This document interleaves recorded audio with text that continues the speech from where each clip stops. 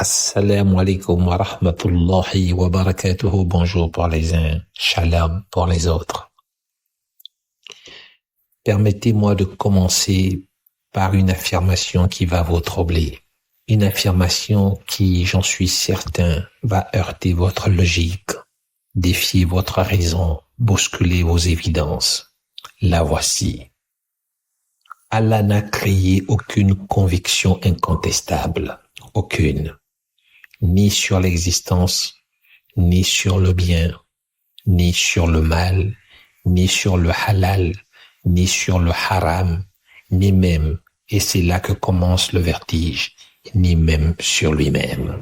Car s'il avait voulu créer des convictions incontestables, pourquoi y aurait-il des athées?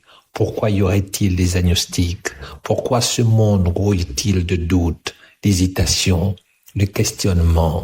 Allah, dans sa sagesse infinie, nous a offert le libre arbitre de douter. Et c'est précisément ce doute qui rend la foi précieuse. C'est précisément cette incertitude qui rend la conviction héroïque. Le Coran lui-même le dit avec une clarté fracassante. Wallahu sha'a rabbuka la amana man fil ardi kulluhum jami'a. Afa anta tuqrihu an-nasa hatta yakunu mu'minin. Et si ton Seigneur l'avait voulu, tous ceux qui sont sur la terre auraient cru. Est-ce à toi de contraindre les gens à devenir croyants? Allahu Akbar. Dieu ne force pas la conviction, il l'invite. Mais il y a un mais colossal, un mais qui change tout. Car il existe une conviction, une seule, qu'Allah a rendue incontestable. Une conviction qui ne souffre d'aucun débat. Une conviction qui traverse les cultures, les religions, les philosophies, les époques. Cette conviction, vous la connaissez, c'est la mort. Écoutez ces mots de sa haute éminence, le saint prophète Mohammed béni soit-il, grâce unifiante d'Allah sur lui. Multipliez l'évocation de celle qui détruit les plaisirs, la mort. Celle qui détruit les plaisirs, pas celle qui les retarde, pas celle qui les nuance, celle qui les anéantit. Et le Coran, encore une fois, martèle cette certitude sans équivoque. Kullu nafsin za'iqatul maut. Toute âme goûtera la mort. Toute âme, pas peut-être, pas probablement, toute. Il n'y a pas de clause d'exemption, pas de recours légal, pas de négociation possible. La mort est la seule conviction qu'Allah a gravée dans le marbre de l'existence. Et pourtant, voici le mystère qui devrait tous nous glacer le sang. Nous savons que nous allons mourir, mais nous vivons comme si nous ne mourrons jamais. Répétez cette phrase dans votre tête, lentement. Je sais que je mourrai. Je vis comme si je ne mourrais pas. C'est le paradoxe le plus hallucinant de la condition humaine. La seule certitude absolue qu'Allah ait jamais créé, la mort, fonctionne dans notre esprit comme un doute intact.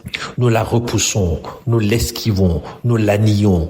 Nous achetons des crèmes anti-âge, nous signons des assurances de vie, nous planifions notre retraite de 65 ans comme si 65 ans étaient garantis. Mais qui parmi vous, soyez honnête, qui parmi vous vraiment comme quelqu'un qui va mourir?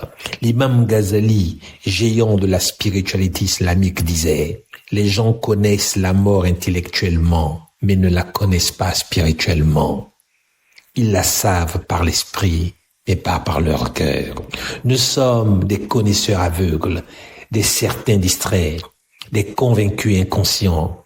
Sa haute éminence nous met en garde contre cette dangereuse insouciance.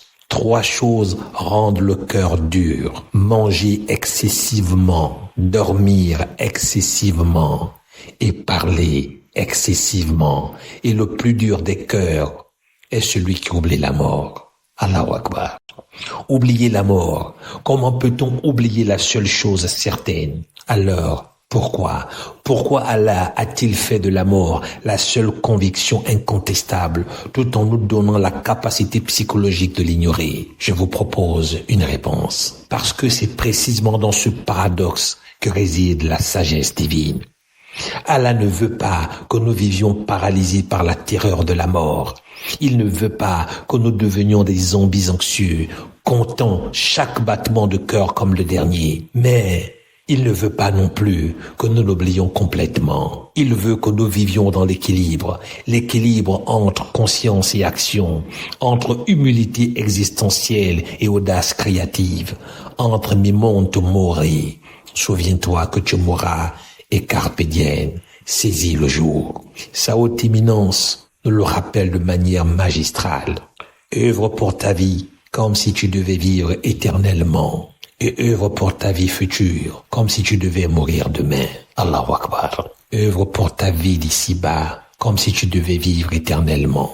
Et œuvre pour ta vie future, comme si tu devais mourir demain. Comme si tu devais vivre éternellement, comme si tu devais mourir demain.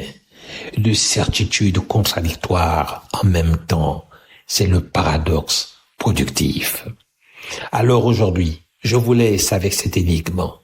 Si même la vérité la plus certaine, la mort, nous échappe, si même la conviction la plus incontestable créée par Allah peut être vécue comme un doute, que reste-t-il de nos autres certitudes? Que reste-t-il de nos jugements assurés sur les autres? De nos vérités non négociables? De nos convictions blindées? Peut-être que la plus grande leçon de ce paradoxe est celle-ci, l'humilité. L'humilité de reconnaître que nous sommes des êtres profondément faillibles, que notre esprit est un théâtre d'illusions, que même ce que nous savons le plus fermement peut être vécu comme un doute. Le Coran nous le rappelle, dit « Je ne sais pas si ce qui vous est promis est proche, ou si mon Seigneur lui assignera un terme éloigné. » Sourate 72, verset 25. Dit « Je ne sais pas ». Même le prophète assume l'incertitude. Alors vous, moi, nous tous, arrêtons de vivre comme si nous détenions toutes les réponses. Vivons avec la conscience de la mort, mais vivons aussi avec la légèreté de ceux qui savent qu'ils ne savent pas grand-chose.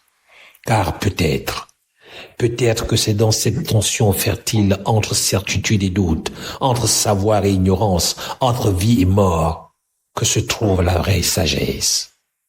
Merci de votre attention et n'oubliez pas, nous allons mourir. Vous allez mourir et vous le savez déjà. Celui qui vous parle n'est pas meilleur que vous, mais celui qui vous parle sait qu'il y a pire que lui.